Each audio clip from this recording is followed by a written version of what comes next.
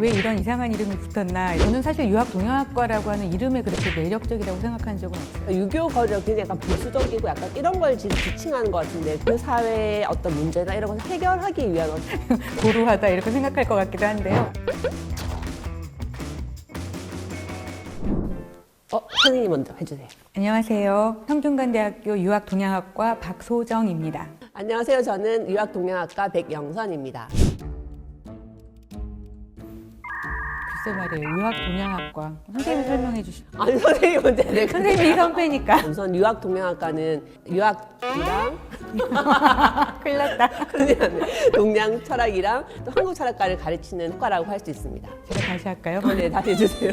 네, 유학동양학과는 세계에서 하나밖에 없는 굉장히 특수한 학과입니다. 왜 이런 이상한 이름이 붙었나 이렇게 생각하시는 분이 있을 텐데요. 철학이 중심이긴 하지만 여러 가지 문화나 역사나 문학이나 모든 것이 다 종합된 학문이라고 할 수 있을 것 같아요. 그냥 간단하게 이야기한다면 여러분 공자, 맹자 아시는 것처럼 뭐 논어나 맹자 이런 원전들을 공부하는 과라고. 유교 경전만 읽는 학과는 아닙니다. 우선 근데 아니긴 하지만 어쨌든 공자, 맹자만 있는 건 아니고요. 선조들이 어떤 생각을 해왔는지 앞으로 어떻게 이제 살아가야 되는지 이런 내용들을 다루는 학과라고 할 수 있겠습니다. 그럼 선생님 성균관은 어떤 곳이었던 거죠? 나라를 이끌어 나갈 그리고 공동체를 이끌어 나갈 그런 인재들을 길러내는 곳이었다고 말할 수 있겠습니다. 그러니까 그 안에서 이제 물론 경전을 읽었지만 경전은 자료일 뿐인 거고 경전 내용을 잘 이해하기만 하는 그런 인재라기보다는 자기 자신에 대해서 잘 이해하고 타인과의 관계를 잘 조율할 줄 알고 그런 인재였다고 할 수 있겠습니다.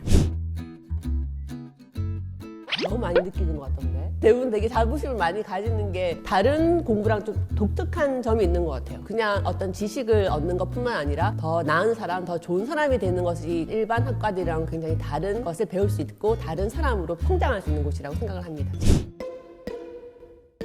저는 좀 안타까운 일이지만 원래는 한자나 한문을 아는 게 되게 중요하거든요. 지금 학부 수업에서는 꼭 한문을 모르더라도 수업을 따라가는 문제는 없을 것 같아요. 근데 앞으로 더 공부하고자 하시는 분들은 한문 공부를 좀 꾸준히 할 수 있으면 훨씬 더 좋지 않을까. 지금 유학동양학과에 양현제라는 어떤 곳이 있거든요. 그곳에서는 또 한문도 배울 수 있고 외국어도 배울 수 있는 그런 기관이 있어서 여러분이 학과 수업도 열심히 하고 또 그쪽에서 한문을 또 배울 수 있는 기회가 있을 것 같습니다.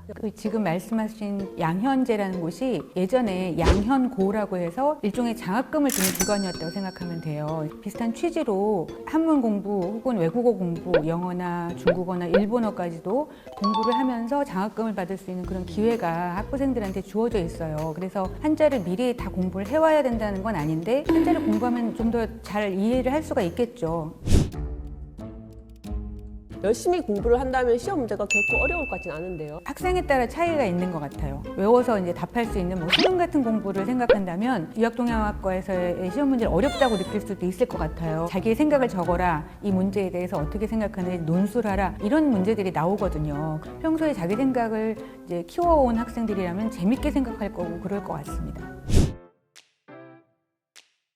서양 철학 과목을 배우고 싶은 학생들이 들을 수 있게 되어 있기도 하고요. 비교 철학도 가르쳐지고 있기 때문에 서양 철학을 전혀 다루지 않는다라고 생각할 수는 없을 것 같습니다. 동양 철학을 잘 하기 위해서는 서양 철학도 필요하다고 생각을 하고 서로 비교하면서 동양 철학을 더 잘 이해할 수 있는 그런 기회를 가질 수도 있을 것 같습니다. 솔직하게 말해도 돼요? 솔직하게 말해야지. 저는 사실 유학동양학과라고 하는 이름에 그렇게 매력적이라고 생각한 적은 없어요. 들어와서 보면 굉장히 재밌다는 걸 알 수 있는데 유학동양학과라는 이름에서 바로 매력을 찾을 수 있을까? 우선 뭐 매력이라고 한다면 저는 유니크?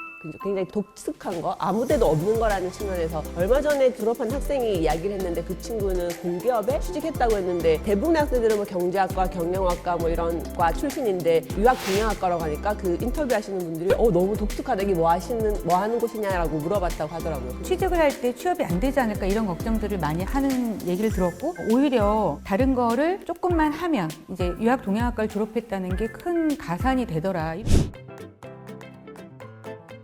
유덕화가 나온 묵자 이런 영화도 있는 거 묵자 아니고 묵공. 묵공이었어요 제목이. 그런 영화도 보시면 좋을 것 같고. 예를 들면 제가 제일 처음 생각했던 건 개벽이라는 영화였는데 임권택 감독이 만든 그 옛날에 처음 들어왔어요. 저 잘 모르실 거예요. 해월의 일생에 대해서 그린 영화인데 뭐 그런 거라든지. 근데 요즘 아주 최근으로 옮겨와도 뭐 자산어보야말로 정말 철학자의 삶을 그린 그런 영화라고 할 수 있고. 보셨어요? 봐야 돼요. 안 그래도 제가 봐야지 하면서 이제 못 가고 너무 크게 웃으시는 거 아니에요? 선생님 성균관 스캔들을 보셨어요? 봤죠.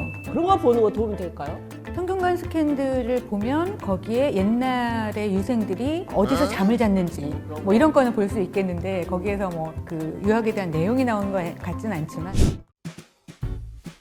최근에 잠깐 들어본 것 같아요. 제가 유교 거리가 굉장히 약간 보수적이고 약간 이런 걸 지칭하는 것 같은데 유교라고 할 수 있을지는 잘 모르겠다는 생각이 드는데요. 유교라고 하면 어떤 측면에서 굉장히 레디컬한 측면이 있는 것 같은데 새로운 혁신을 이루지 않았으면 지금까지 살아남을 수가 없었을 텐데 맹자도 매우 레디컬하고 순자도 마찬가지고 주희도 그렇고 그 보수적이라는 것도 결국 뭐냐 그 사회의 어떤 문제나 이런 것을 해결하기 위한 어떤 수단 같은 거였기 때문에 보수 자체가 되게 중요한 건 아니었던 게 아닌가라고 생각이 드는데 이렇게 얘기하는 거 들으면서 아 고루하다 이렇게 생각할 것 같기도 한데요. 현재 어쨌든 유교거리라는 말에 그러니까 두 가지 의미가 다 있었으면 좋겠네요.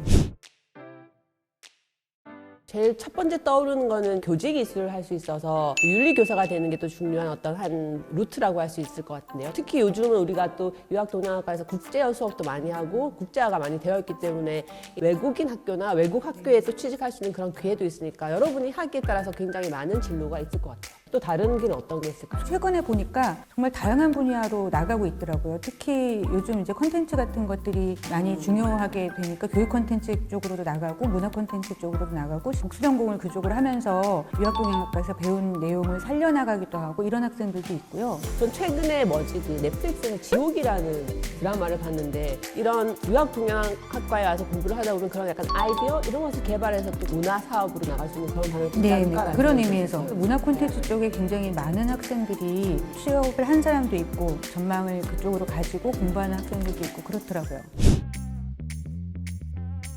세상 어디에도 없는 그런 곳이다. 유학동양학과에는 유학도 있고 동양철학도 있고 한국철학도 있고 양현제도 있고 아름다운 선생님들 너무너무 공부하느라 수고 많으셨고요. 여러분이 공부할 때는 이제 느끼지 못했던 굉장히 많은 선택의 자유가 있고 다 하실 수 있으니까 반짝반짝한 아이디어를 가진 많은 여러분들이 오셔서 함께 공부할 수 있기를 기대하고 있습니다.